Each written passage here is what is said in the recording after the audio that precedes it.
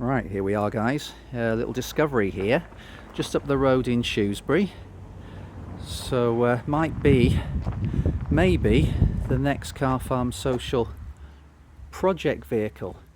Now this is something called it's a Sylva kit car, Sylva Star 1966, and it's not on a Q plate. It's got a 2 litre or a 2.1 Pinto, Type 9 4-speed Ford gearbox. Looks like Dunlop alloys, and these are, back in the day, these were a good little, nice, neat handling little car, very competitive. And you see there, it's actually registered, and we've got the logbook for it as well. So bits and bobs. It's got gauges with it, roll bar obviously, it's got a little steering wheel, it's got some seats, there they are, and apparently Ian, the owner, tells me it has been running a bit reluctantly, and the carb's been reconditioned, but Ian hasn't had a chance to fit it. So obviously you don't know, do you, till you start it, what's going on. So what I'll do is I'll drop the front clamshell and we'll see what we've got. There we are. It's not all the way down, but there we are.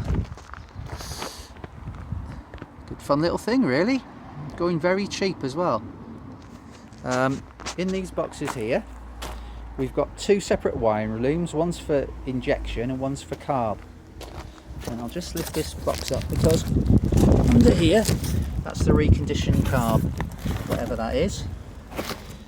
Now, on the block, engine block, apparently it's stamped 205. Now, I'm not an expert on Pintos, so that doesn't mean a lot to me. But you know, it could well be bored out to 2.1 or something like that. Chassis, from what I can see of it, looks solid. But yeah, I think it's potentially a good little project.